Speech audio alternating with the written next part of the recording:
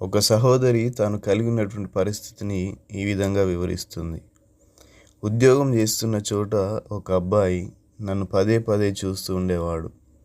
ఎవడో పిచ్చివాడులే అనుకున్నాను, కానీ తాను పదే పదే చూస్తూ ఉండేసరికి నాకు కూడా చూడాలనిపించి నేను కూడా చూడడం మొదలుపెట్టాను. అలా ఒకరినొకరు చూసుకోవడం, నవ్వడం, పలకరించుకోవడం, ఆ తర్వాత చెట్టా పట్టాలు వేసుకొని తిరగడం మొదలుపెట్టాం. అది చివరికి పెళ్ళి వరకు వెళ్ళి ఇప్పుడు మాకు ఒక కుమారుడు. ఈ విషయం నా పేరెంట్స్కి కూడా తెలియదు. ఆ తర్వాత తన నిజ స్వరూపం బయటపడింది. అతనికి నేను రెండవ భార్యను. భార్య పిల్లలు ఉన్నారని ఏమాత్రం అనుమానం రాకుండా నన్ను మోసం చేసి పెళ్లి చేసుకున్నాడు. అతడు చెప్పిన మాయ మాటలకు నా జీవితాన్ని అమ్మేసుకున్నాను. ఇంతగా నేను మోసపోతానని అనుకోలేదు. ఇదేం అన్యాయం అని ప్రశ్నిస్తే, నీకోసం 10 సంవత్సరాలుగా పెళ్లి చేసుకున్న నా భార్యను విడిచిపెట్టాలా? నీవే చెప్పు, ఏది న్యాయము అని నన్నే ప్రశ్నిస్తున్నాడు. నన్ను విడిచిపెట్టమంటున్నాడు, లేదా రెండవ భార్యగా అడ్జస్ట్ అవ్వమంటున్నాడు. ఇప్పుడు ఏం చేయాలో అర్థం కావడం లేదు అని ఆ సహోదరి వివరించింది.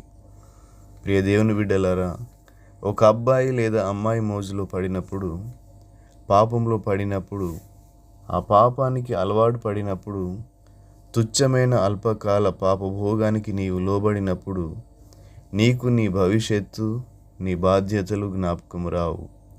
నీకున్న ఆ సరదా తీర్చుకోవాలనే ధ్యాసలోనే తప్ప నీ భార్య బిడ్డలు, నీ ఉద్యోగం జ్ఞాపకం రావు. ఏ అలవాటైతే, ఏ స్నేహమైతే, ఏ పరిచయం అయితే నీకు ఈరోజు సరదాను ఇస్తుందో, అల్పకాల సంతోషాన్ని ఇస్తుందో, అదే సరదా రేపటి రోజున నీ జీవితాన్ని నాశనం చేస్తుంది.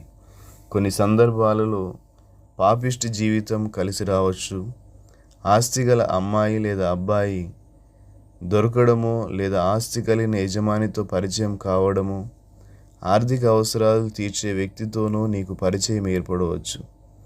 ఆ పరిచయం కాస్త చనువుగా మారవచ్చు. ఆ చనువు కాస్త సరిహద్దులు దాటి పాపిష్టి జీవితానికి దారి తీయవచ్చు. ఈరోజు నీవు కలిగి ఉన్న ఆ స్నేహం ఏమిటో, ఆ బంధం ఏమిటో, ఆ వ్యాపారం ఏమిటో, ఆ వ్యవహారం ఏమిటో నీకు తెలుసు.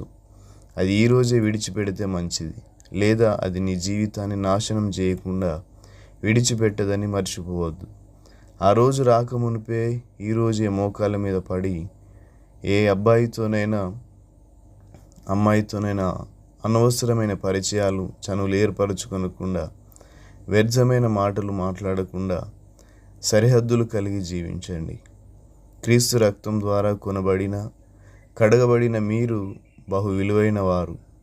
పనికి మాలిన స్నేహాలకు, తుచ్చమైన పాపాలకు తల ఒగ్గని జీవితం జీవించడమే గురిగా కలిగి ఉండమని మనవి చేస్తున్నా.